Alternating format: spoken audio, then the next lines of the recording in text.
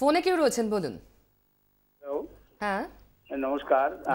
24 ঘন্টাকে অশেষ ধন্যবাদ এই প্রোগ্রামটা দেওয়ার জন্য। বলছি, আমি তো সেলুনে খুবই কম যাই, কারণ পার্লারে গেলে অনেক খরচার ব্যাপার। আমি যদি বাড়িতে দাড়িটা কাটি, বাড়ির ব্লেডে, ধরুন নতুন ব্লেডে কাটলাম, আমরা যদি ফটকিরি দিয়ে শুধু মুখটা ধুয়ে নিই আর যদি কোনো কিছু না লাগাই, তাহলে কি কোনো ক্ষতির ব্যাপার আছে? শুনতে থাকুন। আর কে আছেন? হ্যাঁ, আমি বলছি স্বরূপ রায়, বলুন। সোনাপুর থেকে। হ্যাঁ হ্যাঁ বলুন। আমি জানতে চাচ্ছি যে আমার চোখের দুদিকে একটু কালো কালো স্পট, এ ব্যাপারে আমি ডক্টর দত্ত আছেন এবং মিসেস শ্রীমতী শেড আছেন, আমি জানতে চাচ্ছি এ ব্যাপারে কি উপযুক্ত ট্রিটমেন্ট করা যায়। আসলে আমাদের আজকের আলোচনা একেবারেই এটার সঙ্গে সম্পর্কিত নয়। ধন্যবাদ, আপনি ফোন করেছেন। ফটকিরির বিষয়ে আমি কেয়া দিয়া তোমার কাছে জানতে চাই। ব্রেকের আগেও একজন বলছিলেন দাড়ি কাটার পরে, শেভ করার পরে দাগ হয়ে যায়, প্যাচি। অ্যাকচুয়ালি ফটকিরিটা তো আজীবন কাল ধরে আমি আমার বাবাকেও দেখেছি, তখন তো এত আফটার শেভ ছিল না, এখন অনেক আফটার শেভ বা অনেক নানা রকম প্রসেস চলে এসছে। তো সেখানে আমি কখনো কাউকে বলবো না যেটা খারাপ, তবে যে অবস্থাতে ফিটকিরিটা তৈরি হয় সেখানে যদি ফ্যাক্টরি বা সেখানে এগুলো একটুখানি ঠিকঠাক থাকে, কারণ আমার নিজের অভিজ্ঞতা আছে, আমি এরকম একটা ফ্যাক্টরিতে দেখেছি যেখানে ফিটকিরি তৈরি হয়, তো সেটা মোটেই হাইজেনিক নয়, কিন্তু জিনিসটা খুব ভালো, সেটা দিলে স্কিনের পক্ষে কোনো ক্ষতিকারক নয়। কিন্তু একজন বলছিলেন দাগ হয়ে যায়, এইটা সম্পর্কে একটু বলার আছে, কারণ অনেকেই আফটার শেভ ইউজ করেন বা ফিটকিরিতে এমন কিছু রয়েছে, যেমন ফিটকিরি থেকে বলবো আফটার শেভগুলো যদি অ্যালকোহল থাকে, সেই অ্যালকোহলটা যখন স্কিনে আমরা দিই, তো তারপর যখন রাস্তায় বেরোনো হয়, সানলাইটে বেরোনো হয়, সেই অ্যালকোহলটা সানলাইটের কিন্তু একটা রিয়াকশন হয় এবং তারপর সেই জায়গাটা বার্ন হয়ে যায়। একদিনে হয় না, আস্তে আস্তে হতে হতে দেখা যায় যে সেই জায়গাটা ব্ল্যাক ছোপ পড়তে শুরু করেছে।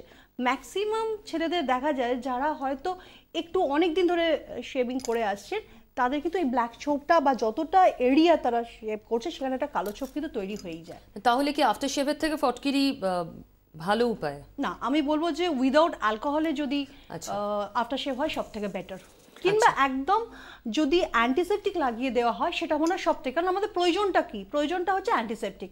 সেক্ষেত্রে অনেক অ্যান্টিসেপটিক রয়েছে, হার্বাল অ্যান্টিসেপটিক রয়েছে বা মার্কেটে অনেক রয়েছে, তার মধ্যে একটা ওনার চয়েস মতো উনি করে দিতে পারেন। ঠিকই অপশন পেয়ে গেলেন। অ্যালকোহলটা দেখে নেবেন আছে কিনা, বাদ দিয়ে কেনাই ভালো আফটার শেভ। না, ফিটকিরিটা বেসিক্যালি হলো স্টিপটিক, স্টিপ মানে ভেসো কনস্ট্রিকশন করে, যদি কোনো কেটে যায় সেখানে ফিটকিরি লাগালে রক্তটা বন্ধ হয়।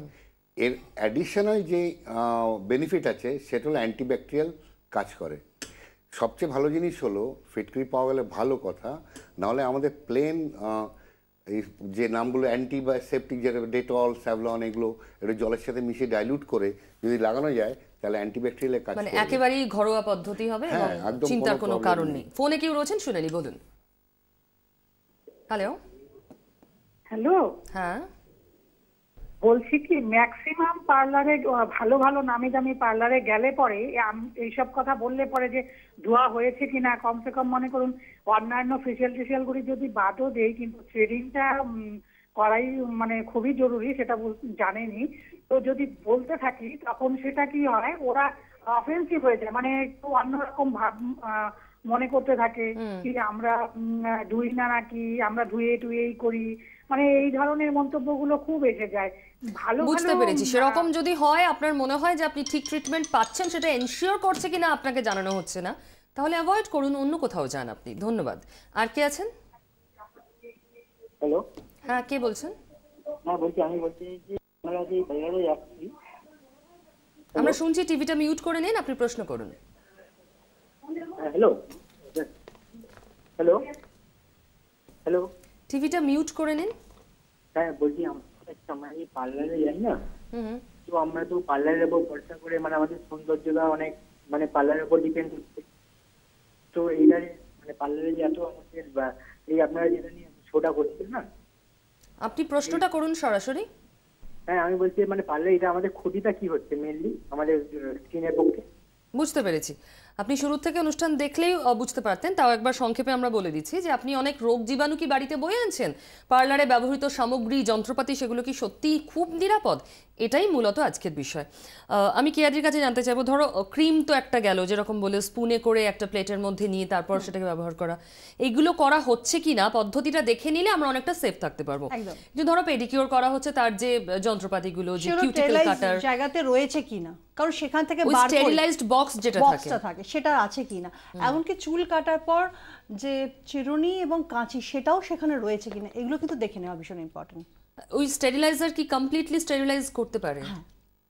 একদম কিছু করার না থেকে একজনের থেকে করলাম আর একজন, দেখো প্রত্যেকের জন্য আলাদা করে কাঁচি হতে পারে না, একটা টাওয়েল হতে পারে, প্রত্যেকের জন্য আলাদা করে একটা মানে চিরুনি হতে পারে না, বা পেডিকিউরের যে সরঞ্জামগুলো সেটা কিন্তু হতে পারে না। তো আমার মনে হয় এই পদ্ধতিতে যদি যাওয়া যায়, বা আমার মনে হয় যারা ভালো জায়গাতে যান তারা এগুলো দেখে অভ্যস্ত বা এই ফেসিলিটিগুলো পেয়ে অভ্যস্ত, আর সেটাতে কোনো অসুবিধা হয় না। বেশ, আমি ডক্টর আপনার কাছে জানতে চাইবো আপনি কি সাজেস্ট করবেন তাহলে, ধরুন যাদের বাইরে যেতেই হচ্ছে, পার্লার না গেলে এখনকার জীবন অসম্পূর্ণ প্রায়, যা লাইফস্টাইল মানুষের, সাজেশন কি ডক্টর হিসেবে আপনার? আমি তো নিজে যেটা বলি, আমি একটু অ্যান্টি এস্টাবলিশমেন্ট লোক। আচ্ছা, আমি খুব কথা বলি আর কি। আগেকার দিন এগুলো কিছু ছিল না, কিন্তু তাদের মধ্যে সুন্দরী তখনও ছিল। তো সৌন্দর্যটা মন থেকে আসে, মন যদি ভালো থাকে। আপনি পার্লার বাদ দিতে বলছেন? আমি বলিনি সেটা, কথাটা বলতে দিই। তো মন যদি ভালো থাকে, ঠিক মতো যদি স্নান করে, ভালো যদি ফল ফুল খায়, তাহলে অর্ধেক সময় পার্লারে যেতে হয় না। গ্রামের অনেক মেয়েকে দেখতে অনেক ফিল্ম স্টারের চেয়ে ভালো দেখতে। ওটা কি করে হয়? ধরুন যার যাওয়ার ইচ্ছা, তিনি কি করবেন? কিছু লোকে যেটা একটু আগে দেখালেন, তাদের ওই যাওয়াটা খুব ইচ্ছে, যেতে হয়। প্রবলেম ওখানে কি, ওরা যাক মাঝে মাঝে যাক ভালো, রেগুলার যায়। যে ক্রিমগুলো ইউজ করা হয়, 2-3 রকমের ক্রিম আছে। একটা হলো যেটা উপর থেকে দেওয়া হলো এমোলিয়েন্ট ক্রিম, আর একটা হলো যে উপরের লেয়ারটাকে তোলে। ডার্মাটোলজিস্টরা কি করে, ইউজুয়ালি যেসবগুলো দেয়, ইট অ্যাক্টস অন দ্য টিস্যুতে কাজ করে, যার জন্যে। আর যেগুলো বিউটি পার্লার হয় সেগুলো ইউজুয়ালি, কারণ তারা ওইগুলো ইউজ করে তাদের কথা নয়, কারণ they don't know the dermatology, সেই জন্য। তো সেখানে ওরা দেয় এগুলো এমোলিয়েন্টে ক্ষতিটা কম হয়। এনি রেগুলার যদি আমি মোলাই দোলাই করি স্কিনের, তাহলে স্কিনে আলটিমেটলি কিন্তু স্কিনটা আস্তে আস্তে ক্ষয়ে যাচ্ছে, তাতে স্কিনটা পাতলা হয়ে যাচ্ছে, তারপরে ক্ষতি হতে পারে। সেই জন্য মাঝে মাঝে করা উচিত। একটা টাইম ফেস থাকবে, রোজ করা ভালো না, হয়তো 15 দিনে একবার করলো, মানে টিস্যুটা রিজেনারেট করতে 30 দিন লাগে। না, ফেশিয়াল সাধারণত মাসে একবারই করে, খুব বেশি হলে হয়তো 21 দিনে একবার করে, রেগুলার করার জন্য ফেশিয়াল নয়।